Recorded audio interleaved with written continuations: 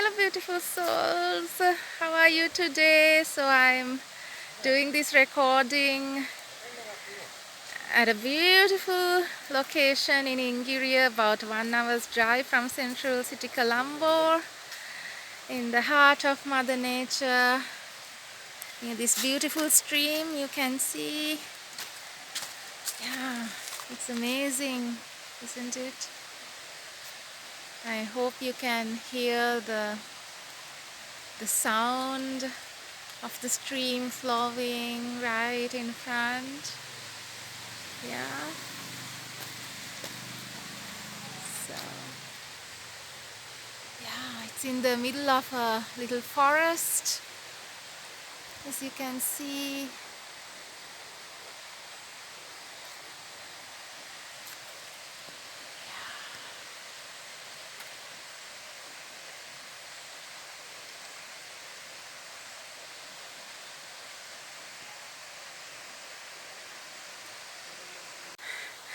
So, beautiful souls, so today I am bringing you another message as I am enjoying and basking in the beauty of Mother Nature right by this beautiful little river.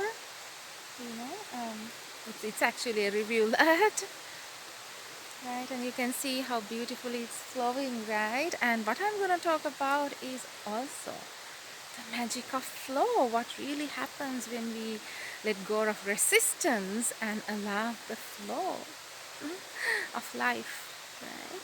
So, and this is what we were working on last Saturday during the healing circle that I conducted with some beautiful souls once again. And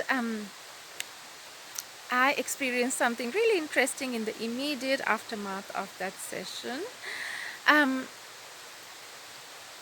and it's really interesting how the divine teaches us, and how I also experienced this, like something is orchestrated as I design these sessions, and in the aftermath of it, that helps me understand the energy of whatever we are exploring. And also, it's kind of like the universe is giving me an opportunity to really understand and experience what the energy is and what happens when we release a particular energy and shift the energies, how the external reality also shifts, as we shift the energy within, or the reality within, the external reality also shifts simultaneously, right? That's usually the lesson.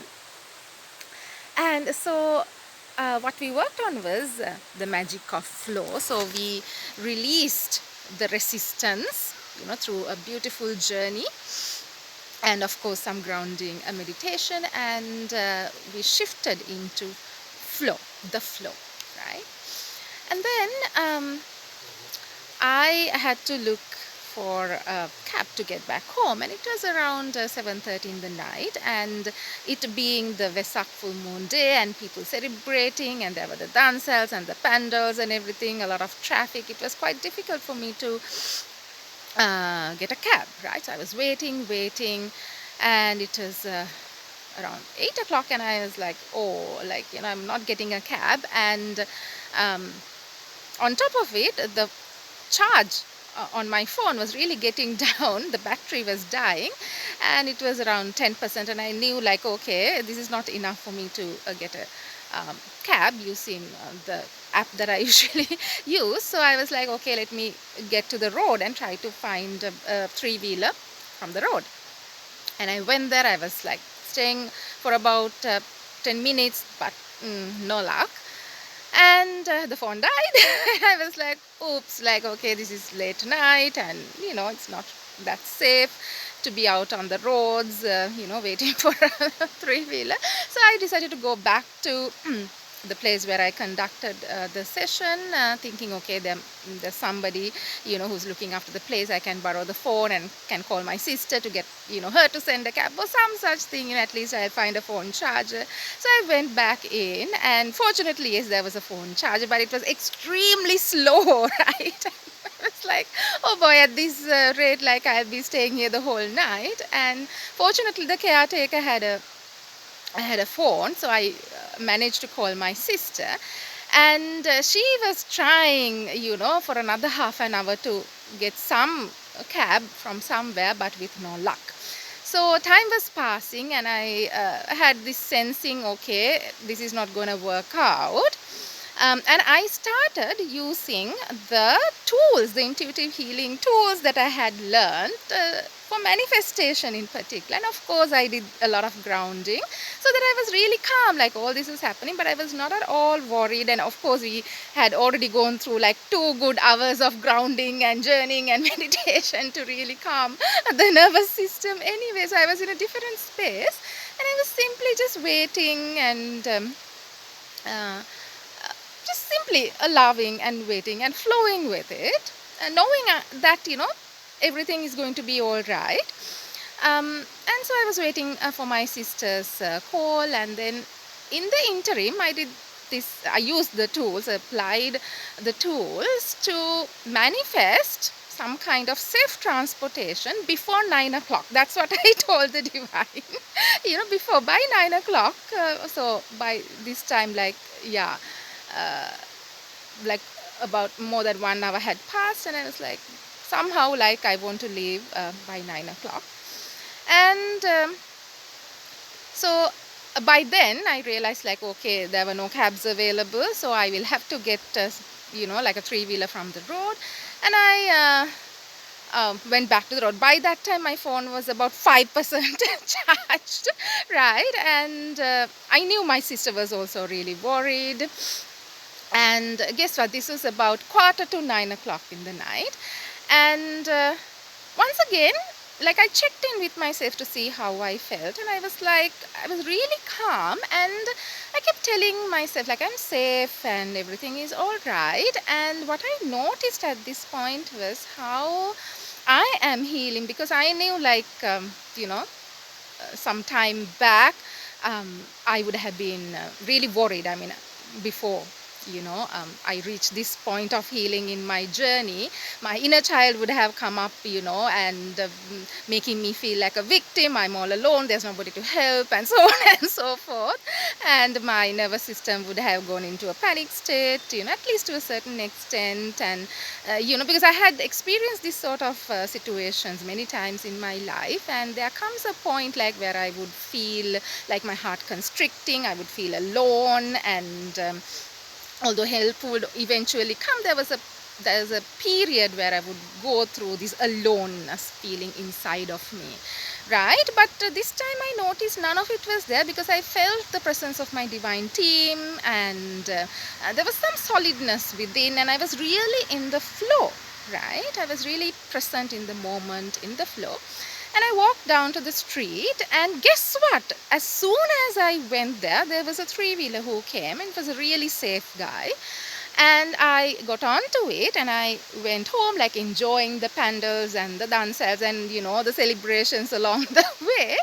And I had enough charge on my phone to inform my sister as well that I'm safely going home. And that was also all right. And I actually went home within, like, half an hour or so. And well, yeah, it was a happy ending. But what I wanted to convey was, like, how um, life flows when you stop resisting, and when you really calm down your nervous system, and when you feel that safety within, everything shifts, and life finds a way to flow, just like this river. You can see, right, all uh, the stones, and there are certain barriers, but it still flows, it still finds a way to flow. And similarly, our life also, when we allow it, finds a way to flow through and over and around all the barriers and the challenges that come in the way, right? And it was a very beautiful, magical experience for me, that taught me how far I have come in my healing journey, and how much transformation we can experience when we do the inner work. And Most importantly, how life flows moment to moment and carries us wherever we need to be very safely when we stop resisting and being in the moment, right? Life is safe. Right? That's the message I wanted to convey to all of you who needed to hear that. You are safe. Your body is safe. Your heart is safe. Your mind is safe. Your soul is safe. We are all safe on earth. You know, Mother Earth is always protecting us, guarding us, and holding us every millisecond, in her solid, steady, warm, quiet presence. Right? So trust Mother Earth, trust yourself, and trust life to carry you safely. Okay, so till we meet next, allow yourself to flow and allow life to carry you safely wherever you need to be. Okay, bye for now. Take care.